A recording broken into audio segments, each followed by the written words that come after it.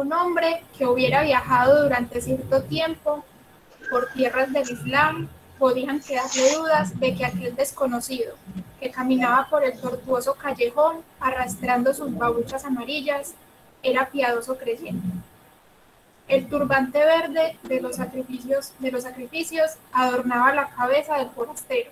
Anillos de cobre y de plata, con grabados signos astrológicos, destinados a defenderle de los malos espíritus y de alojamientos, cargaban sus dedos.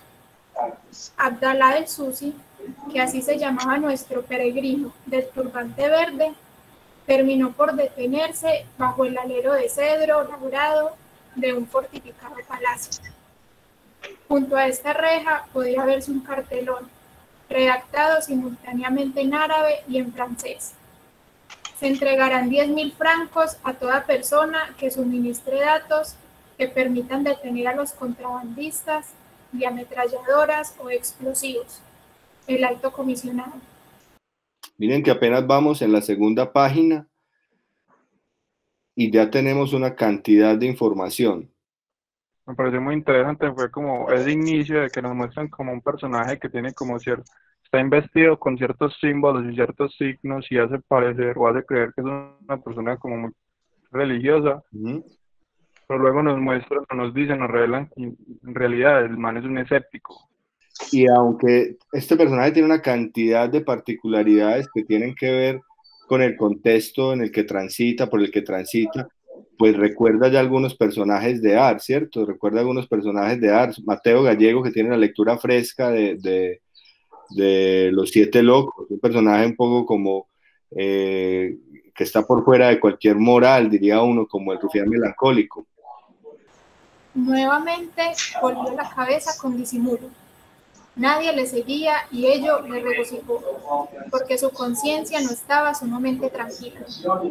Su conciencia no se encontraba sumamente tranquila porque él había vivido en las más diversas regiones de África. Claro está que él no podía confesar desde el alto de un alminar cuáles eran los motivos que le indujeron hacía 3 años a refugiarse en plena selva congolesa, donde muchos meses vivió penosamente, alimentándose con carne de elefante. Tampoco podía decir qué era lo que buscaban los alrededores de Dahomey, donde se le vio atracarse como un miserable de horribles gusanos fritos o indigestarse de langosta seca en las puertas mismas de Fez, o pasearse como un cadí prevaricador por las calles de Túnez en un automóvil flamante. Su existencia había sido variada y culposa. Hasta llegó a ser miembro de una banda de ladrones de elefantes. De pronto el tortuoso callejón se abrió como el tubo de un embudo en una plazuela, entoldado por el follaje de una vid. En el centro de este zoco se veía una fuente en el suelo. De puntiaguda piedra estaba cubierto de sombras movedizas, y más allá, bajo un inmenso toldo amarillo, junto a un muro encalado, se abría la arcada de un café musulmán, cruzándose de piernas. Encendió un cigarrillo y golpeó las manos. Un mofletudo muchacho con bombayas anaranjadas, un feroz rojos, se detuvo frente a él. El Susi pidió café y luego comenzó a meditar. Si ustedes tuvieran que mencionar, digamos, diferencias entre este cuento, que también obviamente evoca pues un contexto que para nosotros es muy exótico y que para Art también era muy exótico, y el cuento anterior, ¿qué diferencias, digamos, en la escritura ustedes podrían mencionar?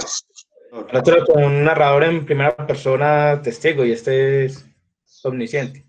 Bueno, eso claro, está muy bien mencionarlo, que es como uno de los primeros datos que podemos tener en cuenta. ¿Qué más? Pero todos casi son viajeros, son personas que están buscando como la fortuna, es decir, están buscando la riqueza, así sea para vivir el día a día, porque si el cazador de orquídea y siempre buscan el dinero, ¿cierto? Buscan el vivir cómodamente, Ajá. inclusive dice uno, no sé si decir, haciendo cosas fáciles, pero por lo menos no desgastándose mucho. Es decir, Muy bien, Gesa. Y ese es un tema muy recurrente en la obra de arte, el asunto del dinero y la consecución del dinero, ¿sí? Que nunca se va a lograr o se va a procurar, digamos, a partir de la estabilidad, a partir, digamos, de un trabajo de horarios, de un trabajo eh, socialmente aceptado. No, los personajes siempre están como en un filo, ¿sí? Siempre están buscando la vida precisamente en ese filo. Y es una constante que aparece no solo en estos cuentos, donde él, digamos, construye las historias en unos escenarios que son muy exóticos, sino en los cuentos y en las obras que se desarrollan en Buenos Aires, ¿no? Piensa en todo este asunto de los siete locos, de este grupo de personajes que quiere hacer esa revolución tan singular y cómo quiere pagarse esa revolución, ¿cierto? Cómo quiere conseguir el dinero de la revolución. Y todos los integrantes un poco son una especie como de buscavidas, están por fuera y están como medrando, intentando ver a quién pueden estafar, a quién pueden tumbar, cómo pueden, un asunto ahí también como de la picaresca, ¿cierto? A ver, cómo pueden sobrevivir por fuera como de la norma, ¿no? Muy bien, Gesa. En estos que son como en ese ambiente más africano, más de viajero y ajá, porque por ejemplo en el jorobadito es eso mismo que vos decís, que o sea, eran malos y se sabían malos, pero estaban orgullosos de eso y pensaban que le estaban haciendo un favor al mundo. Claro, Entonces, una idea pues como de haber superado la moral imperante y estar en otro lado, ¿cierto? Pero si es fácil la entrada por la puerta, la salida es difícil. Todo aquel que lleva un bulto, un paquete, una carga, es revisado implacablemente por los soldados de capa azul. Inútiles son las protestas de los campesinos, de los turistas. Para registrar a las mujeres de estos, en una garita tras la puerta de ladrillos hay 2 empleadas de policía. Un día, irónicamente, un soldado le dice a otro: los contrabandistas van desnudos. Y ambos se ríen de la guasada. Pasa extendiendo su mano. El único hombre a quien los soldados no registran es al hombre desnudo, al mendigo de los aduares, que con el belfo colgante, la mirada extraviada, sentado junto al suelo, pasa frente a todos con la pobreza de su repulsiva desnudez a la vista de todos. Pero más allá también la desnudez alude, en mi lectura, les vuelvo y les digo que puede que esté buscando las 5 patas al gato, como un poco la idea inclusive bíblica, David, solo el que se pierda se salvará, ¿no? Parece como un asunto paradojal o contradictorio. O sea, el que está desprovisto de todo, el mendigo, ¿cierto? El que está en una situación límite, en una situación como de no retorno, es el que puede hacer algo que los otros no pueden hacer, ¿sí? Es una lectura pues un poquito pseudofilosófica y como les digo que puede ser muy estrafalaria. No sé ustedes qué piensan.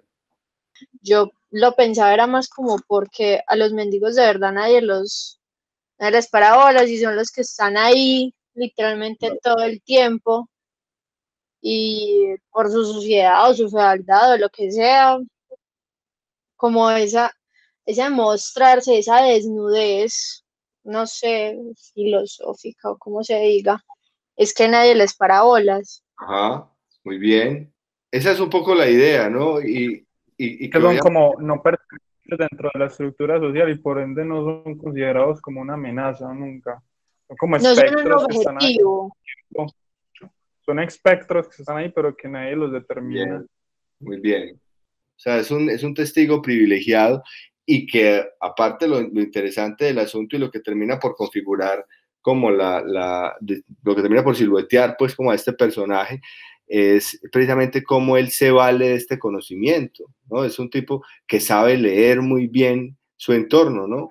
Que no es un tipo torpe. Ahora, el cuento termina porque digamos su cometido se cumple.